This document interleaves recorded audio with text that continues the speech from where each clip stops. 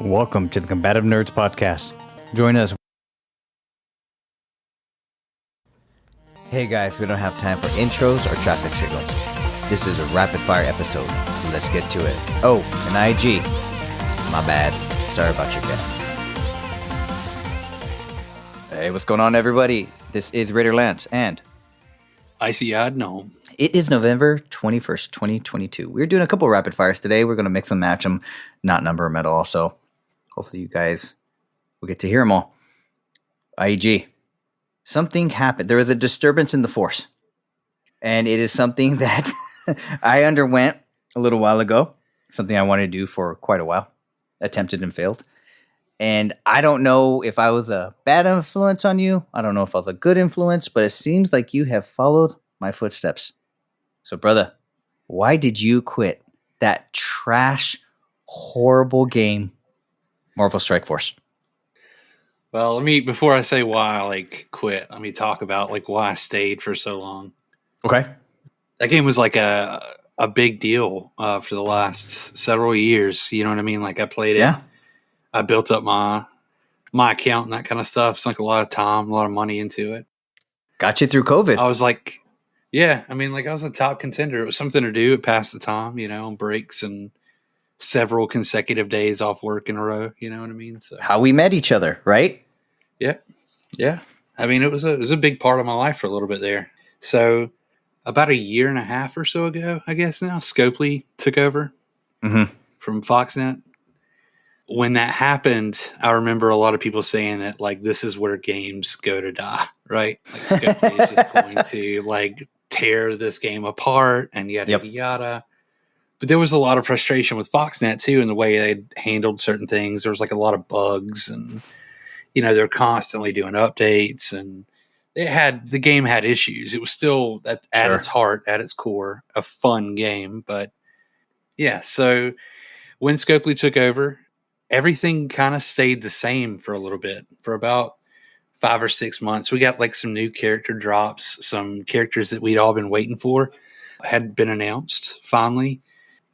And everybody was still kind of excited. There was still a little bit of energy there. When you quit was when things started to get a little dumb. Yep. There were new challenges, new events. You were required to play a little bit more than you were previously. Cash shoppers had more of an advantage because they started putting more items on sale more frequently. Right. So if you were a big cash shopper, you could advance a lot more quickly than you could in previous years. So it shifted. Sorry, let me cut you off. Just for reference, I got out right after the Morgan Le Fay and the Second Horseman Rogue came out. So I got Rogue, and Crucible had just come out. They had started doing Auto Rage, which was a little nice. But I just knew we were circling the toilet. I just could feel it. And the final kicker for me was when they made costumes requirements for certain missions.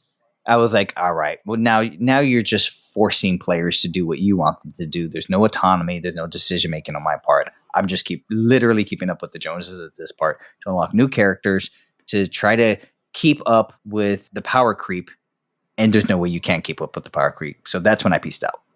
Yeah. And they took a lot of the freedom and the creativity away when they made you build certain characters. And it was possible to get through the Dark Dimension challenges and that kind of stuff before with kind of random tunes, as long as you built them well enough and you had a good enough set. You didn't have to have a special set of 5 specific tunes. Yeah. But they made you build up these now 4 very specific teams just to be able to unlock a character. Yeah. Who is a badass. You know what I mean? You had to do it. You had to build these very specific tunes to the max to be able to earn this character. And those tunes, of course, were in special events that you had to play all the time. And if you couldn't spend that much time, you had to buy the packages so you could get the shards. And so everything was forced to making you spend money, right? Yeah, you either had to spend countless hours or drop $300. You know what I mean? There was no choice about it. Yeah.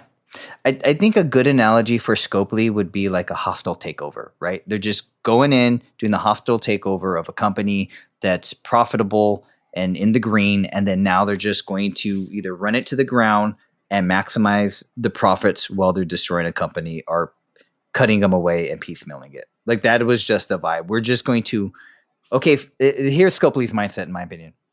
Fox Next, you built a good game and you got a good client base. Okay, now we're going to buy it out, take it over, and milk it as hard as we can to get back our investment and X amount of profit until everybody quits. Like they didn't look at this as a cash flow opportunity. They looked at it as we're going to spend X million of dollars because we anticipate getting Y million of dollars by the time this game collapses. Yeah.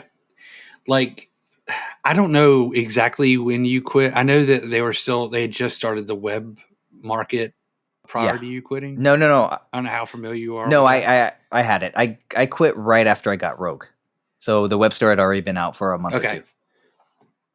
They had already messed up the web store with a couple offers. Oh, they messed it up real bad a few weeks ago. Yeah. So 20 million orbs for $20. Yep. Like gold 14 and 15 level golds or gear or whatever. But yeah, so it was nice they got rid of the bottleneck, but I'm sure they only did that after putting in place T16s, right? Or Gear 16s, because now it's irrelevant. The new bottleneck is Gear 16. Well, yeah, but I mean, it's still like, that's more. I don't think that in the last 3 years I've acquired that many orbs of gear, period. Sure. You know what I mean? Like, that's not 20 million orbs. Like, that's a lot.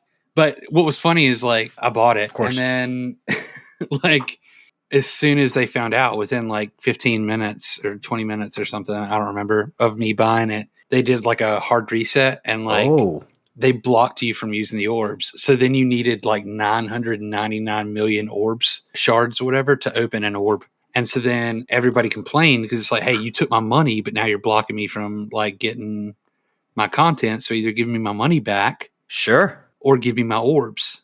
And so they released the orbs the next day. They did another reset and like released the orbs so you could start opening them. And then they just said, hey, because of this glitch, like we're going to put the orbs back in store. If you'd purchased them before, you're not able to purchase them now. But if you didn't get the opportunity last time, now you can do it. Of course. So they just made it like a free for all, you know? Wow. But yeah, it's just, I mean, they've done some like crazy stuff, but like one of the things that pisses me off now is the web store is like, if you go through the web store, like before, like think about like Foxnet a year and a half ago, like they would have like sales around holidays and stuff where it's like, get 50 shards of this character for $25 and get a couple of gold orbs or whatever. And then they always had the power cores on sale, obviously. But the rest of it was just like very generic. Buy like raid orbs, buy, you know, some like war gear, whatever. Very generic, very standard things. There was like a limit on pretty much everything. Even on the power cores, you could only buy up to like however many. $100 deal. 100 of each or whatever. So they had limits on everything. So it just kind of kept people who did have like a surplus of cash flow from just totally sweeping the board. So they're letting the whales now. Oh boy. Okay. Oh my God. Like you can get on the web store. If you still have your login, get on the web store and look. It is just scroll. It's just like 5 minutes scrolling from first deal to the last deal. It is insane how much you can buy and spend. I could take $5,000 and get on that store right now, and I would not buy every offer all the way to the bottom. Oh my God. It is nuts. So you have the ability to like cash shop, but honestly, the game has gotten so bad and so unbalanced that even like Pants of Hulk, which was a huge alliance, top one, they were like number one for forever, right? They split up. And you're talking about like people who've spent, in the grand scheme of things, Marvel Strike Force is like blinking at it because it's just like, oh, well, whatever. But they spent like $100,000 collectively a year or more. You know what I mean? Like they were seriously heavy cash out. That is 24 people. Are you talking about the entire cluster? Pants of Hulk. Okay, so the entire cluster. Pants of Hulk. Okay, so maybe a couple hundred people, you know, spending $100,000 a year. I mean, these are all their whales. These are, you know, the Krakens, the people who are spending ridiculous amounts of money and time.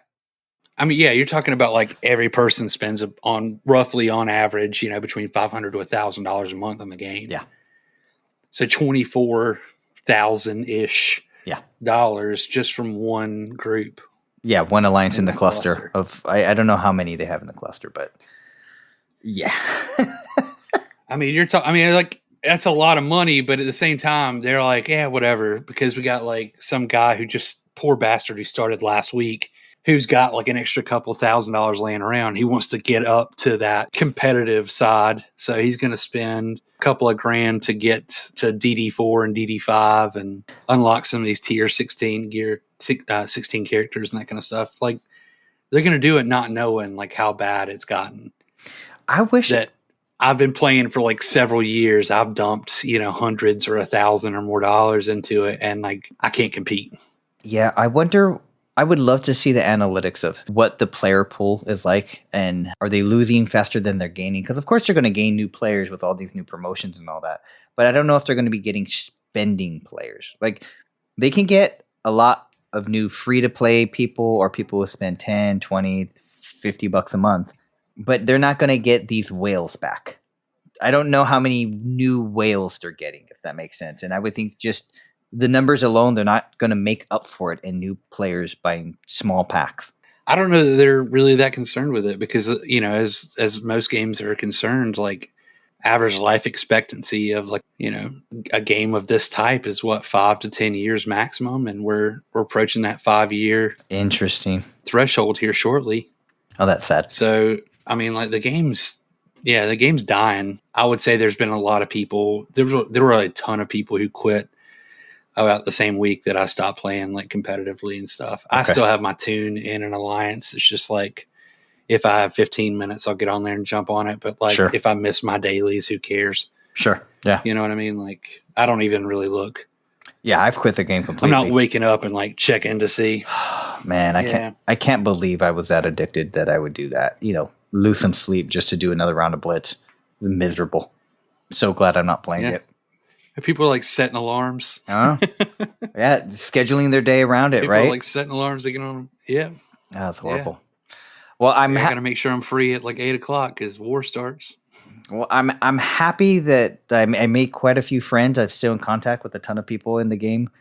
But yeah, man, it's never again. I'm not going to be put in a position like that again with that type of game. WoW did it to me. Lord of the Rings Online did it to me. And now this game did it to me. But I think I just got to stick with stuff that has campaigns and a start and a stop. Yeah. So Skyrim. Yeah. I don't know if there's a stop to that game. Especially when they keep on releasing all these new editions. Bastards. Wow. All right. Well, let's wrap it up. And then we'll get to the actual rapid fire that we've been wanting to have because the sparks are going to start flying. All right, guys. We'll catch you next time. Oh, yeah. That's it. That's our show. Join IEG and myself for our next rapid fire where we will test the strength of our friendship by discussing which actor was the best live action Batman. I promise you, you're going to want to listen until the end. Please do us a favor and like, subscribe, share this podcast so we can get some traction. Once I get around to it, check us out on our socials. Combative Nerds on Patreon, Instagram, Facebook, LinkedIn. You know the deal. Thanks for hanging out, and we will see you next episode.